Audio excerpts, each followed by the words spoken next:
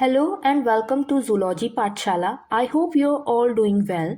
In today's video, we are going to discuss some MCQs on the topic Human Excretory System. आज की इस video में हम 50 MCQs cover करेंगे जो कि हमारे टॉपिक Human Excretory System के ऊपर बेस्ड होंगे। तो आइए शुरू करते हैं। सबसे पहले मैं आपको नेफ्रॉन की स्ट्रक्चर एंड फंक्शन के ऊपर जो है कि एमसीक्यूज कवर करवाऊंगी। सबसे पहले हमारा एमसीक्यू उन्होंने दे रखा है, which part of the nephron has the highest number of mitochondrias. कौन सा ऐसा पार्ट है हमारे नेफ्रॉन में जिसमें सबसे ज़्यादा माइटोकॉन्ड्रियाज जो हैं प्रेजेंट रहते हैं।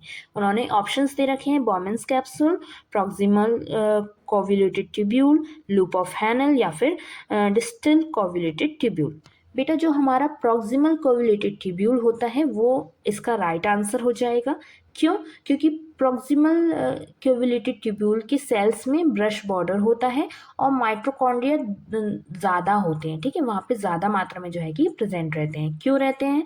क्योंकि जो हमारा एक्टिव ट्रांसपोर्ट है उसके लिए एनर्जी बहुत ज़्यादा मात्रा में चाहिए, और पीसीटी में हमारा क्या होता है, एक्टिव ट्रांसपोर्ट होता है। किन चीज़ों का होता है? हमारे ग्लूकोज है, अमीनो एसिड्स है, ठीक है, उनका रीअब्जॉर्प्शन करने के लिए होता है। ठीक है, तो इसका राइट ऑप्शन क्या हो जाएगा हमारा? बी वाला। ओके, नेक्स्ट देखते हैं अब।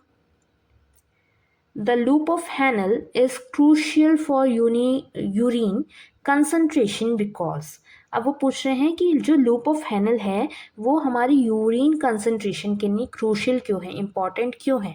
अगर आपने मेरी प्रीवियस वीडियो देखी होगी तो उसमें आपको पता चला होगा कि नेफ्रॉन्स जो होते हैं वो दो टाइप के होते हैं, एक कॉर्टिकल नेफ्रॉन और एक जस्टैमेडुलरी नेफ्रॉन। ठीक है, कॉर्टिकल नेफ्रॉन्स में जो हमारा लूप ऑफ हैनल होता है वो शॉर्ट होता है और उसमें जो यूरिन कंसंट्रेशन होता है वो इतना ज़्यादा मात्रा में नहीं होता, और जो जस्टैमेडुलरी नेफ्रॉन्स होते हैं उनका जो लूप ऑफ हैनल होता है वो लॉन्ग होता है और जो हमारे मेडुला है उसके अंदर तक डीपली जो है वो जाता है, रीच करता है। इसी वजह से जो उसमें यूरिन कंसंट्रेशन होती है वो ज़्यादा मात्रा में होती है। ठीक है, तो ये हमारा इन्होंने यहाँ पे पूछा है कि अब वो जो लूप ऑफ हैनल है उसकी वजह से यूरिन कंसंट्रेशन कैसा रहेगा, ये क्रूशियल क्यों है, एक क्रूशियल रोल क्यों प्ले कर रहा है इस में। ठीक है, अब उन्होंने ऑप्शंस दिए हैं, it actively secretes urea, it creates a medullary osmotic gradient, it filters plasma proteins या फिर इट स्टोर्स यूरिन।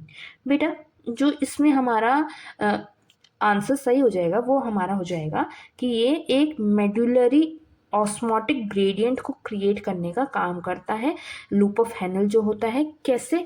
बेटा जो हमारा लूप ऑफ हैनल है वो कुछ इस टाइप का स्ट्रक्चर होता है, अगर आपने नेफ्रॉन का स्ट्रक्चर जो है कि पढ़ा होगा तो। ठीक है, प्रीवियस वीडियो में मैंने आपको समझाया था। ठीक है, तो वो एक डिसेंडिंग लिम्ब है, मतलब कि नीचे की तरफ आ रहा है ऐसा लिम्ब है।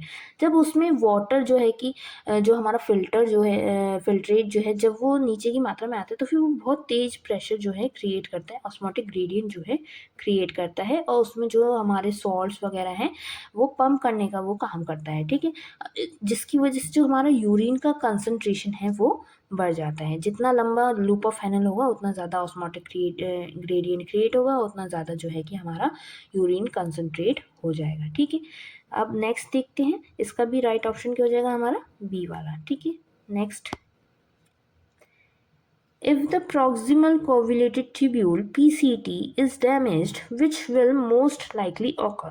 अगर जो हमारा proximal covulated tubule है वो डैमेज हो जाए तो इनमें से कौन सी एक कंडीशन है जो कि ऑकर होना मतलब स्वाभाविक है ना, हो ही जाएगी। अब उन्होंने बोला है increased water reabsorption, loss of glucose in urine, increased urine concentration या फिर रिड्यूस्ड एडीएच सिक्रीशन।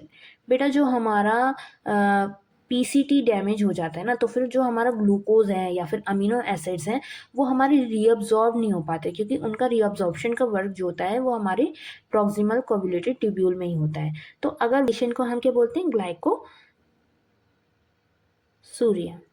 क्या? ग्लाइकोसूरिया, यूरिन का ग्लूकोज का यूरिन में आ जाना। ठीक है, तो इसका राइट ऑप्शन क्या होगा हमारा?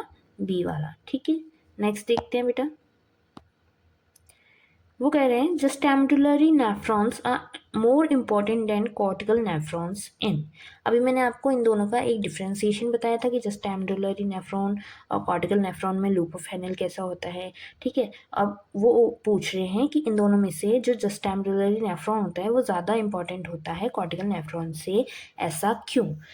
तो बेटा इसका राइट ऑप्शन जो हो जाएगा वो हमारा यूरिन कंसंट्रेशन का हो जाएगा, क्योंकि अभी मैंने साफ साफ आपको बताया कि जितना लंबा लूप ऑफ हेनिल होता है उतना ज़्यादा यूरिन कंसंट्रेशन जो है कि होता है। ठीक है, अब जस्टैम्बुलरी नेफ्रॉन्स में क्या है, लूप ऑफ हेनिल लॉन्ग है, तो कंसंट्रेटिंग यूरिन जो है बनेगा हमारा, वाटर का रीअब्जॉर्प्शन जो है ज़्यादा मात्रा में अच्छे तरीके से हमारी हो पाएगा। तो इसका राइट ऑप्शन इज बी वाला। ओके, नेक्स्ट देखते हैं।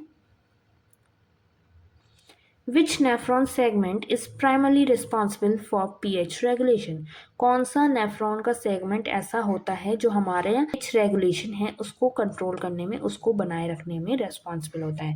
वॉमेंस कैप्सूल, पीसीटी, डीसीटी या फिर कलेक्टिंग डक्ट? तो बेटा जो हमारा डीसीटी होता है ना, वो हमारा जो है कि वर्क करता है जो हमारा पीएच है उसको रेगुलेट करने में। कैसे? जो हमारा हाइड्रोजन आयंस है या पोटेशियम आयंस है, ये उनको सिक्रीट करता रहेगा जिससे कि जो हमारा ब्लड का पीएच है ना वो मेंटेन रहे। तो इसका राइट ऑप्शन क्या हो जाएगा हमारा, सी वाला। ठीक है, नेक्स्ट देखते हैं। What will happen if the descending limb of Hanel becomes impermeable to water? अब क्या होगा अगर जो डिसेंडिंग लिम्ब है, मतलब कि ये वाला जो नीचे की तरफ आने वाला जो लिम्ब है हमारे लूप ऑफ हैनल का, उसमें वाटर जो है वो मतलब पास आउट ना हो पाए, मतलब कि उससे कह लो कि एक तरह से सेमी परमिएबल मेम्ब्रेन की तरह वो वर्क करता है ना, उसकी जो लेयर्स होती है। अब वो अगर वाटर उससे बाहर ना जा पाए, ब्लड में ना जा पाए, रीअब्जॉर्ब ना हो पाए, तो फिर क्या हो जाएगा, urine will be highly concentrated, urine will be dilute, या फिर फिल्ट्रेशन विल स्टॉप, या फिर सोडियम रीअब्जॉर्प्शन इंक्रीजेस। अब बेटा देखो, जब उसमें से वाटर जो है बाहर नहीं जा पा रहा, तो मतलब कि वाटर जो है उस फिल्ट्रेट में ही रह जाएगा, जो यूरिन बनने के लिए हमारा जो फिल्ट्रेट जा रहा है। तो वाटर रहने की वजह से क्या हो गया, यूरिन जो है एक डाइल्यूट ज़्यादा हो जाएगी, उसका कंसंट्रेशन इतना ज़्यादा नहीं हो पाएगा। तो इसका राइट ऑप्शन क्या हो गया हमारा, बी वाला। ठीक है, नेक्स्ट देखते हैं। How does the ascending limb of Hanel contribute to the counter current mechanism? अब ये जो ascending limb है, ये वाला descending होता है और ऐसे करके ये दोबारा से मुड़ करके ऊपर जा रहा होता है, तो ये वाला ascending limb है। ठीक है, अब वो कह रहे हैं कि ये वाला जो लिम्ब होता है, असेंडिंग लिम्ब जो होता है, वो कॉन्करेंट मैकेनिज्म में कैसे जो है कि कंट्रीब्यूट करता है, कैसे उसमें मदद करता है। ठीक, अब उसके उन्होंने ऑप्शंस दे रखे हैं, reabsorb water passively, actively pumps out sodium ions and chlorine ions, secretes urea, या फिर स्टोर यूरिन टेम्पररी। तो बेटा इसका राइट ऑप्शन जो हो जाएगा वो हमारा हो जाएगा बी वाला, कि वो हमारे जो सोडियम आयंस हैं, क्लोरीन आयंस हैं, उनको एक्टिवली पंप करने में जो है कि मदद करता है।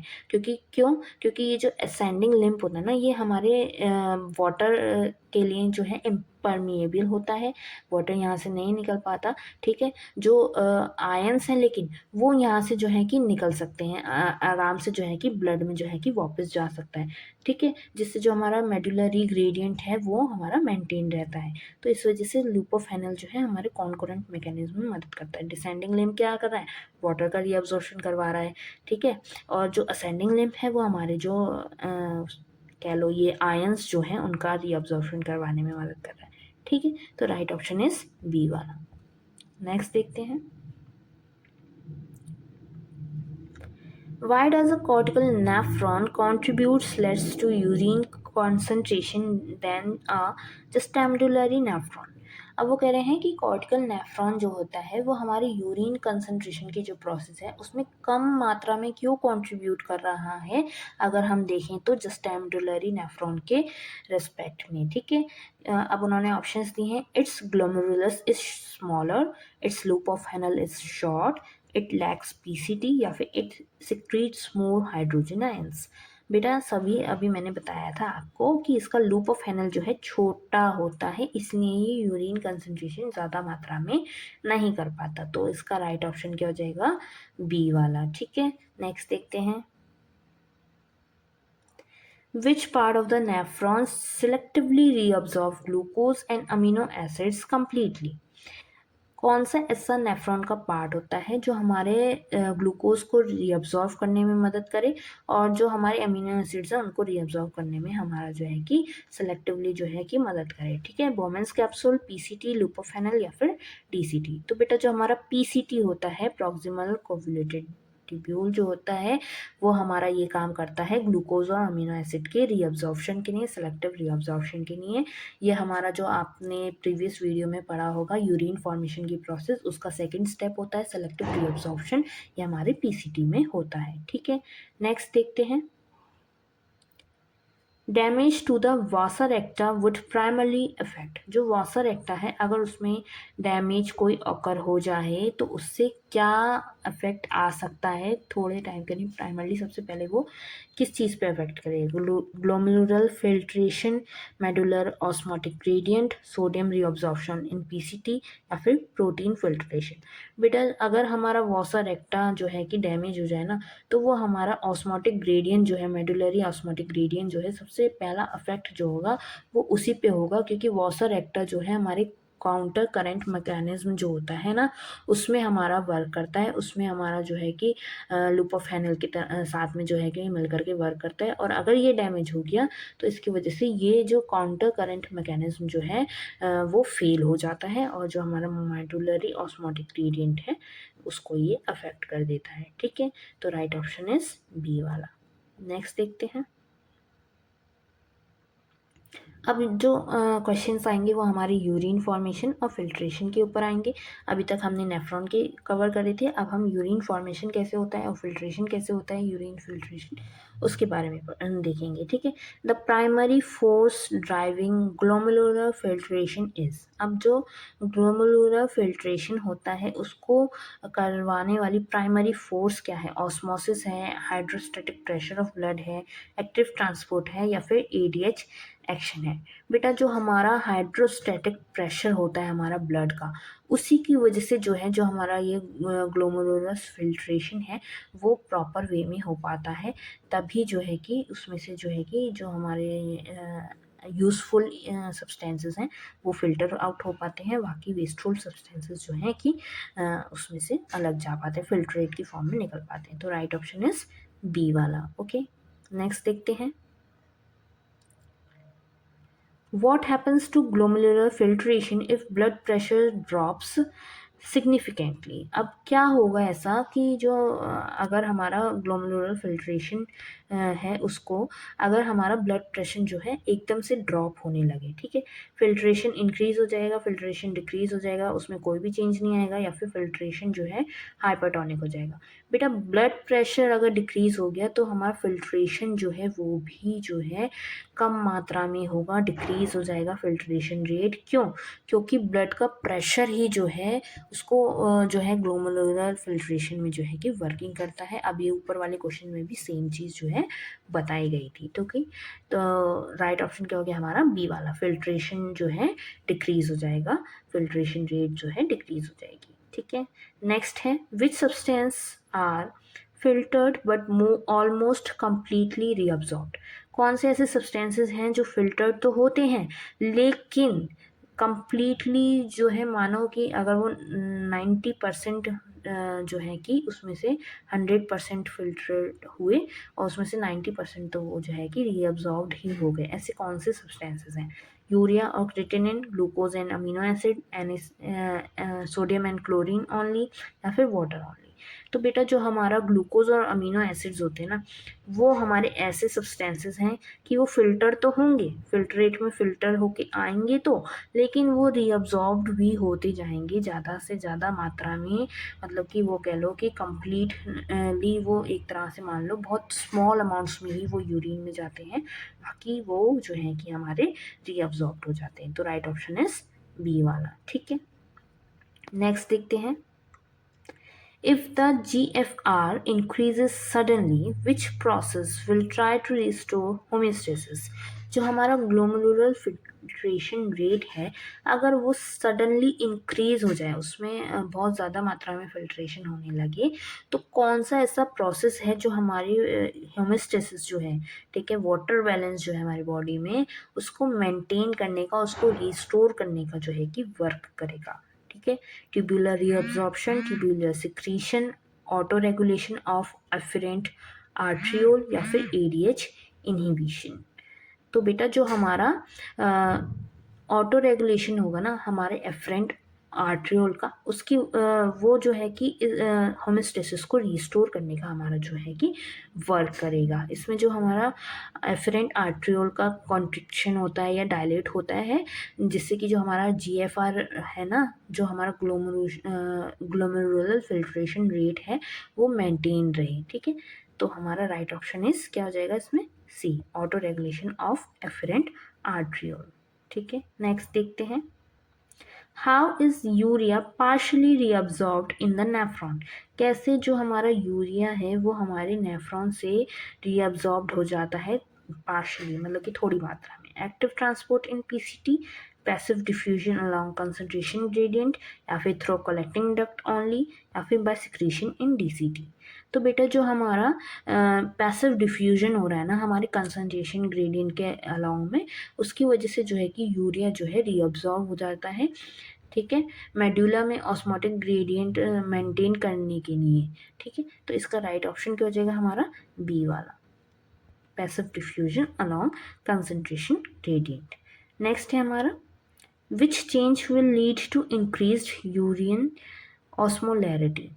कौन सा ऐसा चेंज है जिसकी वजह से जो हमारा यूरिन ऑस्मोलैरिटी है वो इंक्रीज हो जाएगी। Increased ADH, decreased loop of हैनल length, low medullary gradient, या फिर इंक्रीज्ड एएनएफ। बेटा जो हमारा इंक्रीज्ड एडीएच का सिक्रीशन होगा, वैसोप्रेसिन का सिक्रीशन होगा, उसकी वजह से जो है कि हमारी यूरिन ऑस्मोलैरिटी हो जाएगी। क्यों? क्योंकि एडीएच कलेक्टिंग डक्ट को वाटर परमिएबल बनाता है। ठीक है, अब वाटर परमिएबल वो कलेक्टिंग डक्ट हो जाएगी तो क्या होगा, जो हमारा यूरिन होगा वो कैसा होगा, कंसनट्रेटेड हमें मिलेगा। तो इसका राइट ऑप्शन क्या हो जाएगा हमारा, ए वाला। ठीक है, नेक्स्ट देखते हैं। Which segment secretes hydrogen ions to regulate blood pH. कौन सा ऐसा सेगमेंट है जो हमारे हाइड्रोजन आयंस को सिक्रीट करता है जिससे कि हमारा ब्लड का पीएच जो है वो रेगुलेटेड रहे। पीसीटी, लूपोफेनल, डीसीटी, या फिर बोमेंस कैप्सूल। तो बेटा जो हमारा पीसीटी होता है वो हमारे हाइड्रोजन आयंस को सिक्रीट करता है जिससे कि हमारा जो है ब्लड का पीएच जो है मेंटेन रहे। ठीक है, ये हमारा जो हाइड्रोजन आयंस हैं और जो हमारे HCO3 नेगेटिव जो आयंस हैं उनके रीअब्जॉर्प्शन के लिए मतलब रीअब्जॉर्प्शन के लिए वर्क करेगा। ठीक है, और फिर हमारा जो एसिड बेस बैलेंस है वो हमारा बना रहेगा, मतलब कि हमारा पीएच जो है ब्लड का वो बना रहेगा, मेंटेन रहेगा। तो राइट ऑप्शन इज ए वाला। ठीक है, नेक्स्ट देखते हैं।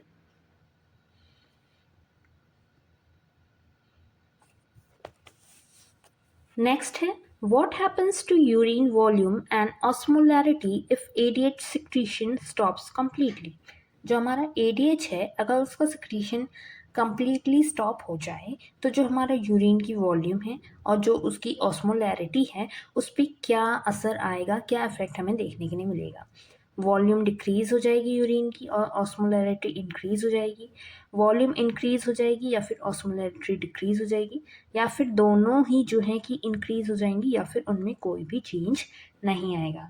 तो बेटा जो एडीएच का सिक्रीशन अगर एब्सेंट होगा ना तो वाटर का रीअब्जॉर्प्शन जो है वो रुक जाएगा। ठीक है, उसकी वजह से जो हमारी यूरिन होगी वो कैसी होगी, डाइल्यूट होगी, उसमें वाटर की मात्रा ज़्यादा होगी।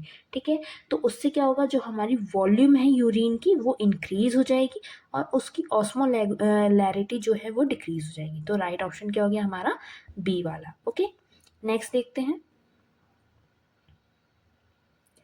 Osmotic diuresis occurs in which condition. Osmotic diuresis जो है वो किस कंडीशन में होता है। उन्होंने ऑप्शन दिए हैं, diabetes मिलिटस, Edison disease, high ADH, या फिर हाई एल्डोस्टेरोन।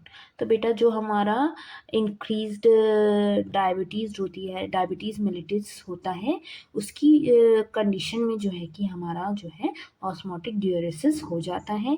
इसमें जो एक्सेस ग्लूकोज होता है वो ट्यूबुलर फ्लूइड में जो है कि चला जाता है जिससे कि हमारे जो यूरिन वॉल्यूम है वो इंक्रीज होने लगती है। ठीक है, तो इसका राइट ऑप्शन क्या हो जाएगा, ए वाला, डायबिटीज़ मिलिटस। ठीक है, नेक्स्ट देखते हैं।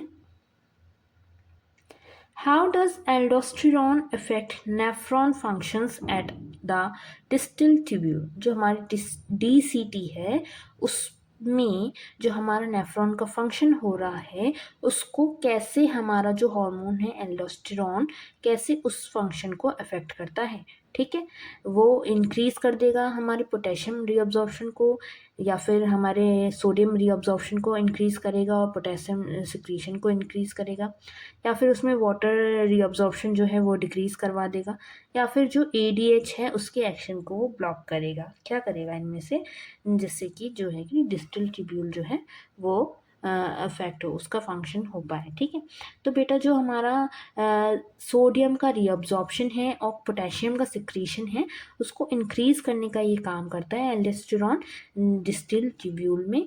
तो इसका राइट ऑप्शन क्या हो जाएगा, बी वाला। ठीक है, नेक्स्ट देखते हैं। अब जो हमारे MCQs होंगी वो हमारे जो ह्यूमन एक्सक्रीटरी सिस्टम है उसके हार्मोनल रेगुलेशन के ऊपर होंगी। हार्मोनल रेगुलेशन भी मैंने आपको प्रीवियस वीडियो में समझाया था कि कौन कौन से हार्मोन क्या क्या फंक्शनिंग कर रहे हैं, कहाँ से सिक्रीट हो रहे हैं। ठीक है, अब उन्होंने बोला है सबसे पहले है हमारा MCQ, which hormone increases water permeability of the collecting duct. Collecting duct में जो वाटर परमिएबिलिटी है उसको इंक्रीज करने का काम कौन सा हार्मोन करता है, एल्डोस्टेरॉन, वेसोप्रेसिन, ANF या फिर रेनिन। तो बेटा जो हमारा ADH होता है, वेसोप्रेसिन होता है, वो हमारी वाटर परमिएबिलिटी को कलेक्टिंग डक्ट में इंक्रीज करने का काम करता है, जिससे कि हमारा यूरिन कैसा होगा, कंसंट्रेटेड। तो राइट ऑप्शन इज बी वाला। ठीक है, नेक्स्ट देखते हैं। ANF, arterial natriuretic factor, primarily acts on which nephron segment? जो ANF होता है वो कौन से नेफ्रॉन के सेगमेंट पे प्राइमरली एक्ट करता है, मतलब कि काम करता है, बॉमन्स कैप्सूल पे, PCT पे, कलेक्टिंग डक्ट एंड DCT पे, या फिर लूप ऑफ हेनल पे। तो बेटा जो हमारी कलेक्टिंग डक्ट होती हैं और DCT होता है ये उस पे हमारा वर्किंग करता है, उस सेगमेंट पे वर्क करता है, एक्ट करता है। तो राइट ऑप्शन क्या हो गया हमारा, सी वाला। ठीक है, आगे देखते हैं। How would deficiency of aldosterone affect potassium levels? कैसे जो हमारी पोटेशियम लेवल्स को अफेक्ट कर देगा अगर एल्डोस्टेरॉन जो है वो कम मात्रा में हो, उसकी डेफिशिएंसी हमारी बॉडी में हो जाए। ठीक है, डिक्रीज पोटेशियम इन ब्लड या फिर इंक्रीज पोटेशियम इन ब्लड, या फिर उसमें कोई भी चेंज नहीं आएगा पोटेशियम लेवल्स में, या फिर जो हमारा सोडियम है उसको वो इंक्रीज कर देगा पोटेशियम के बदले में ब्लड में हमारे। ठीक है, जो एल्डोस्टेरॉन की डेफिशिएंसी होगी ना बेटा तो उसकी वजह से जो हमारा पोटेशियम लेवल है वो इंक्रीज हो जाएगा, मतलब कि हमारी पोटेशियम की मात्रा जो होगी, पोटेशियम आयंस की मात्रा जो होगी ब्लड में वो इंक्रीज हो जाएगी। ठीक है, जिसे हम क्या बोलते हैं, हाइपर कैलीमिया। ठीक है, तो इसका आंसर क्या हो गया हमारा, बी वाला। ठीक है, नेक्स्ट देखते हैं। Which mechanism allows RAAS to restore blood pressure during dehydration? कौन सा ऐसा मैकेनिज्म है जिसके द्वारा जो है हमारा RAAS सिस्टम जो है उस वो हमारा जो ब्लड प्रेशर है डिहाइड्रेशन के दौरान उसको रिस्टोर करने में वो जो है कि मदद करता है, अलाउ कर देता है। ADH release, renin, angiotensin second, aldosterone, या फिर ANF रिलीज, या फिर लूप डियोरेसिस। तो बेटा जो हमारा रेनिन, एंजियोटेंसिन सेकेंड और एल्डोस्टेरॉन है, ये वाला जो हमारा पूरा सिस्टम है जो मान लो हमारे जो हॉर्मोन्स हैं एक तरह से वो इस सिस्टम को बनाते हैं, किडनी लिवर वगैरह मिल करके ये वर्किंग करते हैं, जिससे कि हमारा ब्लड प्रेशर जो है डिहाइड्रेशन के दौरान भी जो है कि रिस्टोर हो पाए। तो राइट ऑप्शन इज बी वाला। ठीक है, नेक्स्ट देखते हैं। How does ADH contributes to blood volume regulation? जो ब्लड की वॉल्यूम है उसको बनाए रखने में ADH जो है, वेसोप्रेसिन जो है वो कैसे कंट्रीब्यूट कर रहा है। ठीक है, ऑप्शंस दिए हैं उन्होंने, increase sodium excretion, promote water reabsorption in collecting ducts, inhibits aldosterone, या फिर डिक्रीज मेडुलरी ग्रेडियंट्स। तो बेटा जो हमारा वाटर रीअब्जॉर्प्शन है कलेक्टिंग डक्ट्स में, ये उसको प्रमोट करने का वर्क करता है, उसको बढ़ाने का काम करता है। तो उसकी वजह से जो हमारा ब्लड की वॉल्यूम रेगुलेशन है वो जो है कि प्रॉपरली मेंटेन रहता है। ठीक है, तो राइट ऑप्शन क्या हो जाएगा, बी वाला। ठीक है, नेक्स्ट देखते हैं। What happens to urine if a person have excessive ADH secretion? अगर वैसोप्रेसिन का सिक्रीशन बहुत ज़्यादा मात्रा में हो रहा है किसी पर्सन को, तो उसका यूरिन जो होगा वो कैसा होगा, उसमें क्या हमें डिफरेंसेस देखने के लिए मिलेंगे। वो डाइल्यूट यूरिन होगा, उसकी वॉल्यूम हाई होगी, या फिर कंसनट्रेटेड यूरिन होगा, उसकी वॉल्यूम लो होगी, या फिर उसको यूरिन नहीं फॉर्म होगा, या फिर उसका जो यूरिन होगा वो एल्कलाइन नेचर का होगा। तो बेटा जो एडीएच सिक्रीशन है वो हमारा क्या करता है, वाटर रीअब्जॉर्प्शन का काम करवाता है ना। तो जब ज़्यादा मात्रा में एडीएच सिक्रीट हो रहा है तो ज़्यादा वाटर रीअब्जॉर्ब होगा, तो उससे क्या होगा, जो यूरिन की वॉल्यूम है वो कम हो जाएगी और उसका कंसंट्रेशन जो है वो बढ़ जाएगा। तो इसका राइट ऑप्शन क्या हो जाएगा हमारा, बी वाला। ठीक है, नेक्स्ट देखते हैं। Which hormone indirectly affects sodium reabsorption in proximal tubule? ऐसा कौन सा जो हार्मोन है वो हमारा जो सोडियम आयंस का रिअब्जॉर्प्शन हो रहा है हमारे पीसीटी में, उसको डायरेक्टली अफेक्ट ना करके इनडायरेक्टली अफेक्ट कर देता है। मतलब कि एक तरह से मतलब को घुमा फिरा करके वो उसको अफेक्ट कर ही देता है। तो एल्डोस्टेरोन है, एडीएच है, एंजियोटेंसिन सेकंड है, या फिर एएनएफ है। तो बेटा जो हमारा एंजियोटेंसिन सेकंड होता है वो ये काम जो है इनडायरेक्टली कर देता है और सोडियम का रीअब्जॉर्प्शन जो है पीसीटी में उसको बढ़ा देता है। ठीक है, तो राइट ऑप्शन इज सी वाला। ओके, नेक्स्ट देखते हैं। Which hormone would be released in response to high plasma osmolarity? कौन सा हार्मोन जो है वो रिलीज होगा रिस्पॉन्स में, किसके, हाई प्लाज्मा ऑस्मोलैरिटी के रिस्पॉन्स में रिलीज होगा। ठीक है ना, एडीएच, एल्डोस्टेरॉन, एएनएफ या फिर रेनिन। तो बेटा एडीएच जो है वो रिलीज होगा हाई प्लाज्मा ऑस्मोलैरिटी के केस में, जो कि हमारा जो है हाइपोथैलेमस से रिलीज होता है। ठीक है, और वाटर का रीअब्जॉर्प्शन जो है कि ये बढ़ाने का काम करेगा अगर हमारे हाई ऑस्मोलैरिटी डिटेक्ट होती है तो। ठीक है, बी वाला option is right one, sorry A वाला ऑप्शन इज राइट वन। ठीक है, ADH. Next, how does aldosterone differ in effect from ADH? अब एडीएच जो होता है और जो हमारा एल्डोस्टेरॉन होता है उसका जो इफेक्ट होता है वो कैसे अलग अलग होता है, कैसे डिफरेंटली वो अफेक्ट करता है। ठीक है, बेटा इसमें उन्होंने ऑप्शंस दिए हैं। Aldosterone increases sodium reabsorption, ADH increases water reabsorption. ठीक है, both increase water reabsorption, aldosterone decrease potassium excretion, या फिर एडीएच डिक्रीज यूरिन कंसंट्रेशन। बेटा देखो एडीएच डिक्रीज तो करेगा नहीं यूरिन कंसंट्रेशन, क्योंकि वो वाटर को रीअब्जॉर्प्शन इंक्रीज कराता है, तो यूरिन का कंसंट्रेशन चला जाएगा हाई। ठीक है, और एल्डोस्टेरॉन जो होता है वो हमारा Na पॉजिटिव आयंस कह लो, सोडियम आयंस कह लो, उनके रीअब्जॉर्प्शन को इंक्रीज करने का काम करता है। तो इसका राइट ऑप्शन क्या हो जाएगा हमारा, ए वाला। ठीक है, कि एल्डोस्टेरॉन क्या कर रहा है, Na पॉजिटिव का जो है कि रीअब्जॉर्प्शन करने में मदद कर रहा है, और एडीएच जो है हमारा वाटर का रीअब्जॉर्प्शन करने में मदद कर रहा है। यही दोनों में डिफरेंस है। ठीक है, नेक्स्ट देखते हैं। Why is renin release critical for maintaining glomerular filtration under low BP? अब जो रेनिन का रिलीज होता है वो क्यों ज़रूरी है हमारा जो ग्लोमेरुलर फिल्ट्रेशन है उसको मेंटेन रखने के लिए अगर हमारा बीपी जो है लो हो तो। ठीक है, it causes vasodilation of efferent arteriole, it activates angiotensin, raises BP, restore filtration, या फिर ब्लॉक एल्डोस्टेरॉन, या फिर स्टिमुलेट्स एडीएच डिग्रेडेशन। बेटा देखो जो हमारा रेनिन का रिलीज होगा ना वो हमारा जो एंजियोटेंसिन है RAAS सिस्टम में आपने पढ़ा होगा ना, रेनिन के रिलीज से एंजियोटेंसिन जो है एक्टिवेट हो जाता है। अब ये जो एक्टिवेट हुआ तो इससे जो हमारा बीपी है, ब्लड प्रेशर है, वो इंक्रीज हो जाएगा, रेज हो जाएगा। और जब वो ब्लड प्रेशर इंक्रीज हो गया तो हमारा जो फिल्ट्रेशन रेट है, ग्लोमेरुलर फिल्ट्रेशन हो रहा है, उसमें हमारी ब्लड का प्रेशर जब नॉर्मल वे में आने लगेगा तो फिल्ट्रेशन जो है रिस्टोर हो जाएगा। तो इसका राइट ऑप्शन क्या हो गया हमारा, बी वाला। ठीक है, नेक्स्ट देखते हैं।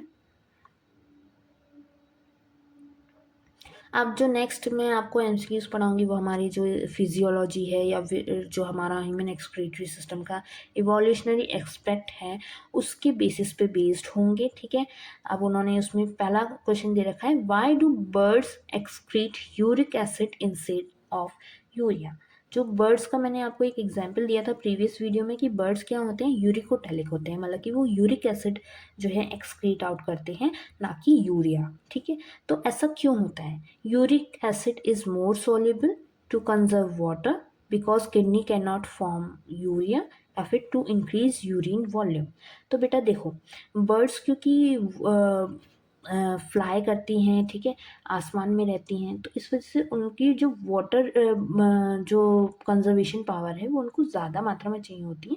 ठीक है, यूरिक एसिड क्या होता है, सेमी सॉलिड होता है, इसमें जो वाटर का लॉस होता है वो कम मात्रा में होता है, जिससे कि वाटर जो है बर्ड्स की बॉडी में सेव हो पाता है, कंजर्व हो पाता है। ठीक है, तो इसी वजह से वो यूरिक एसिड जो है कि एक्सक्रीट आउट करती हैं, ना कि यूरिया। ठीक है, तो राइट ऑप्शन क्या हो जाएगा इसका, बी वाला। ठीक है, क्या हो गया, बी। नेक्स्ट देखते हैं, which animal type is uricotelic. कौन सा एनिमल जो है यूरिकोटेलिक होता है? मैमल्स यूरियोटेलिक होते हैं, पता है। बर्ड्स एंड रेप्टाइल्स जो हैं यूरिकोटेलिक होते हैं। तो राइट ऑप्शन क्या हो गया, बी वाला हो गया। फिश की अगर मैं बात करूँ तो वो हमारे जो है अम्यूनोटेलिक होते हैं। ठीक है ना, तो राइट ऑप्शन क्या है हमारा, बी वाला। और एम्फीबियंस भी हमारे जो है कि सेम होता है ना। नेक्स्ट देखते हैं,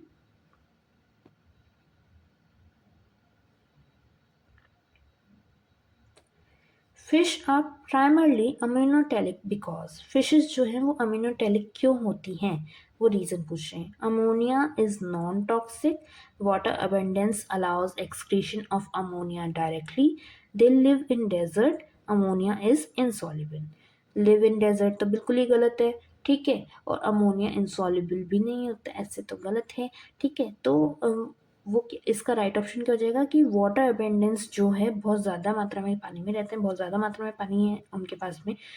ठीक है, तो वो जो एक अमोनिया का एक्सक्रीशन है वो डायरेक्टली वो जो है कि अलाउ कर पाता है, वाटर ज़्यादा मात्रा में होता है क्योंकि, तो इस वजह से इसका राइट ऑप्शन क्या हो गया हमारा, बी। ठीक है, नेक्स्ट देखते हैं, Why is urea less toxic than ammonia for mammals. जो यूरिया है वो हमारे मैमल्स के लिए कैसे कम टॉक्सिक है हमारे अमोनिया से। ठीक है, उन्होंने ऑप्शंस दिए हैं, urea is excreted in small volume, urea is water insoluble, ammonium requires ATP to synthesise, या फिर urea is highly concentrated in blood. बेटा यूरिया जो है वो हमारे स्मॉल वॉल्यूम में जो है कि एक्सक्रीट आउट होता है, इसी वजह से जो है कि मतलब एक तरह से मान लो यूरिया ना बहुत कम मात्रा में टॉक्सिक है और उसमें वाटर में जो है कि कम एक्सक्रीट होता है, तो मैमल्स के लिए ये सूटेबल रहता है ना, यूरिया अमोनिया से ज़्यादा। तो इसका राइट ऑप्शन क्या हो जाएगा हमारा, ए वाला। नेक्स्ट देखते हैं, how does nephron structure differ in desert animals to conserve water. जो डेजर्ट एनिमल्स हैं उनमें जो हमारा नेफ्रॉन का स्ट्रक्चर है वो कैसे डिफरेंट होता है, कैसे डिफर होता है, जिससे कि वो वाटर का अब्जॉर्प्शन, सॉरी वाटर का कंजर्वेशन जो है वो ज़्यादा कर पाए। ठीक है, उनका शॉर्ट लूप ऑफ हेनल होता है, long loop of Henle with larger medullary gradient होता है, या फिर फ्यूअर नेफ्रॉन्स होते हैं उनमें, या फिर कलेक्टिंग डक्ट उनमें नहीं होती। तो बेटा उनमें जो है कि लॉन्ग लूप ऑफ हेनल होते हैं और उनका मेडुलरी ग्रेडियंट भी जो है कि लार्ज होता है। आप खुद देखो ना, मैंने आपको जस्ट एमेडुलरी नेफ्रॉन के बारे में बताया था, उनका जितना लॉन्ग लूप ऑफ हेनल था उतना ज़्यादा कंसनट्रेटेड यूरिन बनना था, उतना ज़्यादा वाटर का रीअब्जॉर्प्शन जो है हो पा रहा था। तो जितना ज़्यादा वाटर का रीअब्जॉर्प्शन हो पाएगा, दोबारा से वाटर जो जो है हमारी बॉडी में रिअब्जॉर्ब होगा उतना ज़्यादा वाटर वो कंजर्व कर पाएंगे। तो long loop of Henle with larger medullary gradient, B वाला ऑप्शन इज राइट। ठीक है, नेक्स्ट देखते हैं। नेक्स्ट है which nephron type is more developed in kangaroo rats. जो कंगारू रेट्स होते हैं उनमें कौन सा नेफ्रॉन है, किस टाइप का नेफ्रॉन है जो कि मोर डेवलप्ड होता है, कॉर्टिकल नेफ्रॉन, जस्टैम्बुलरी नेफ्रॉन, या फिर दोनों ही इक्वली डेवलप्ड होते हैं या फिर कोई भी नहीं। तो बेटा जो हमारा जस्टैम्बुलरी नेफ्रॉन होता है ना वो ज़्यादा डेवलप्ड होता है हमारे कंगारू रेट्स में कॉर्टिकल नेफ्रॉन्स की वजह। ठीक है, कंगारू रेट्स के पास में जस्टैम्बुलरी नेफ्रॉन्स होते हैं जो यूरिन कंसंट्रेशन जो है करने का जो है कि उनमें वर्क करते हैं, जो जैसे सेम हमारे में है ना वैसे ही। ठीक है, तो बी वाला option is right one. Next देखते हैं। How does loop of Hanel length correlate with habitat water availability?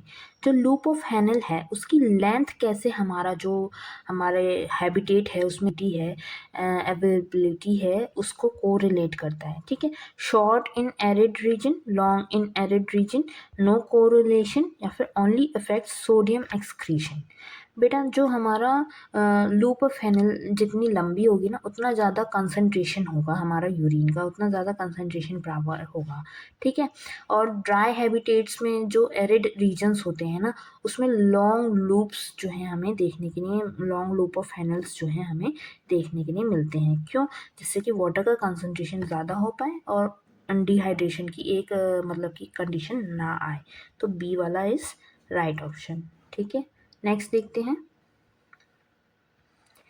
Which adaptation helps marine birds minimize water loss in excretion? कौन सा ऐसा एडेप्टेशन है मेरीन बर्ड्स में जिससे वो जो उनका वाटर लॉस है एक्सक्रीशन के दौरान जो वाटर लॉस हो रहा है उनको वो मिनिमाइज कर पाते हैं। ठीक है, excrete urea in high volume, excrete uric acid as paste, have no loop of Henle, या फिर सिक्रीट अमोनिया। बेटा देखो जो हमारा यूरिक एसिड वाले होते हैं ये बर्ड्स वगैरह और रेप्टाइल्स वगैरह, ये मैंने आपको ऊपर बताया कि ये यूरिकोटैलिक होते हैं, है ना। तो यूरिया तो आया नहीं।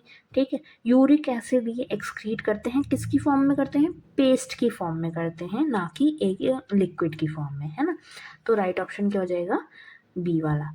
भाई पेस्ट की फॉर्म में होता है, गाढ़ा फॉर्म में हो रहा है, उसमें पानी की मतलब अमाउंट जो होगा वो कैसा होगा, कम होगा। तो वाटर लॉस कैसा हो रहा है, कम हो रहा है इनके जो एक्सक्रीशन की प्रोसेस है उसमें। ठीक है, नेक्स्ट देखते हैं। How does the medullary osmotic gradient vary in amphibians versus mammals? अब जो amphibians हैं और mammals हैं उनमें अगर हम देखें तो जो medullary osmotic gradient है वो कैसे अलग अलग होता है दोनों में, mammals में और एम्फीबियंस में, या मैमल्स में ज़्यादा होगा एम्फीबियंस में कम होगा, या एम्फीबियंस में ज़्यादा होगा मैमल्स में कम होगा, या फिर दोनों में इक्वल रहेगा, या फिर एम्फीबियंस में जो है कि ग्रेडियंट नहीं होता। बेटा इसका राइट ऑप्शन क्या होगा हमारा, बी वाला, कि मैमल्स में ज़्यादा होगा एम्फीबियंस के मुकाबले हमारा जो मेडुलरी ऑस्मोटिक ग्रेडियंट है वो। क्यों?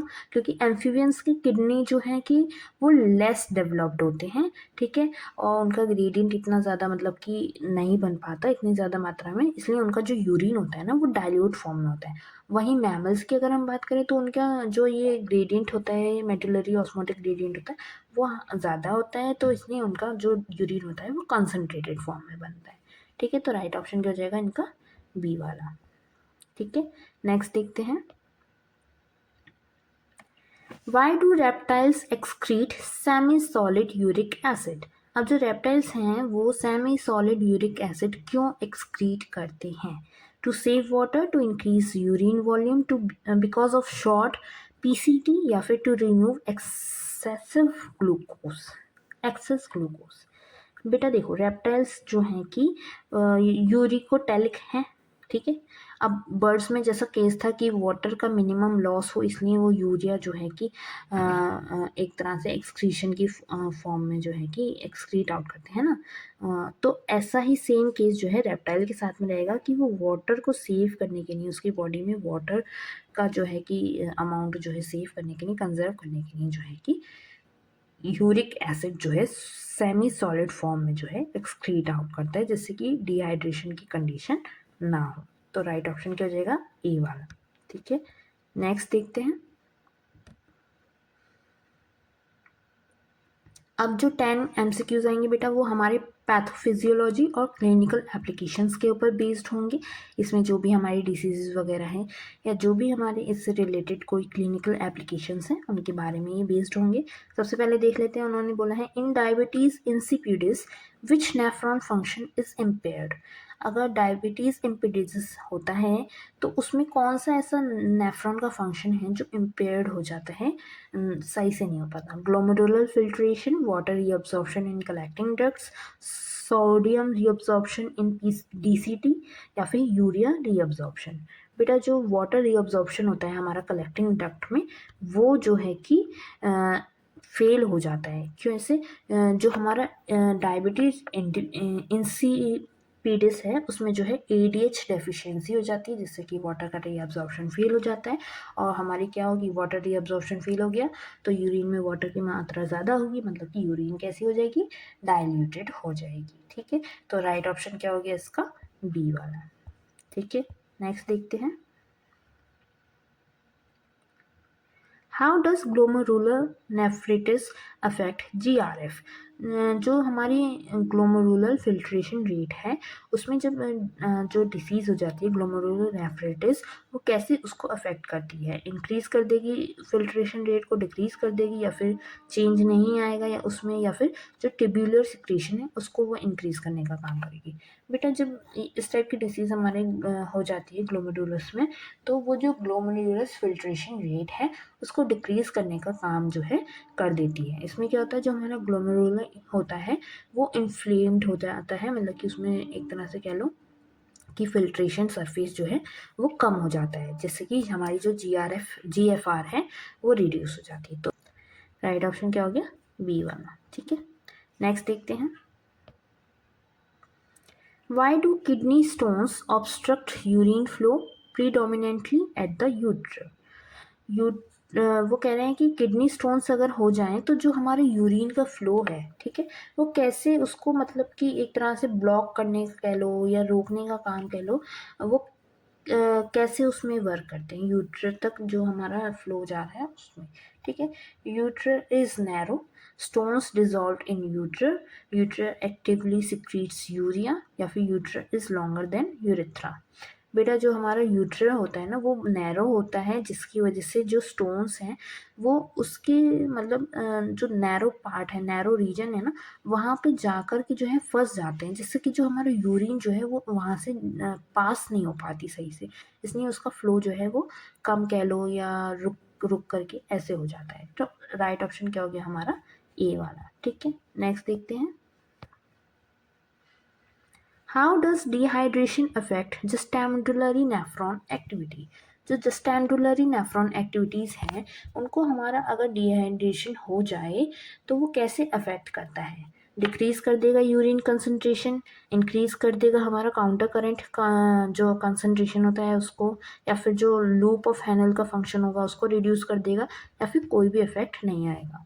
बेटा जो हमारा डिहाइड्रेशन की कंडीशन आएगी तो उसमें जो जस्टैम्बुलरी नेफ्रॉन की एक्टिविटी होगी ना वो इंक्रीज हो जाएगी। इंक्रीज होने का मतलब है जो काउंटर करंट कंसंट्रेशन है वो इंक्रीज हो जाएगा, वो ज़्यादा मात्रा में होगा। ठीक है, डिहाइड्रेशन में क्या होता है हमारा एडीएच जो है बढ़ जाता है। ठीक है, जस्टैम्बुलरी नेफ्रॉन ज़्यादा एक्टिव हो जाएंगे उस दौरान, और जो हमारा यूरिन बनेगा वो कंसनट्रेटेड फॉर्म में होगा काउंटर करंट कंसंट्रेशन की वजह से। ठीक है, बी वाला इज राइट ऑप्शन। नेक्स्ट देखते हैं।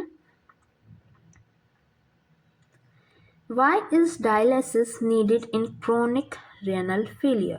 क्रोनिक रेनल फेलियर हो जाए, किडनी फेलियर जिसे हम बोलते हैं, अगर वो हो जाए तो डायलिसिस क्यों ज़रूरी होता है? To produce ADH, to artificially filter blood, to reduce aldosterone, या फिर टू सिक्रीट ग्लूकोज। बेटा सबको इसका आंसर पता होगा, डायलिसिस किस लिए होता है, हमारे ब्लड फिल्ट्रेशन के लिए। फिल्टर करने का काम जो है हमारी किडनी का है, किडनी ही फेल हो गई अगर, रेनल फेलियर हो गया अगर, तो फिर ब्लड फिल्टर नहीं हो पाएगा, तो इसलिए हम डायलिसिस कराते हैं जिसमें हमारा ब्लड जो है मशीन्स के द्वारा जो है फिल्टर किया जाता है।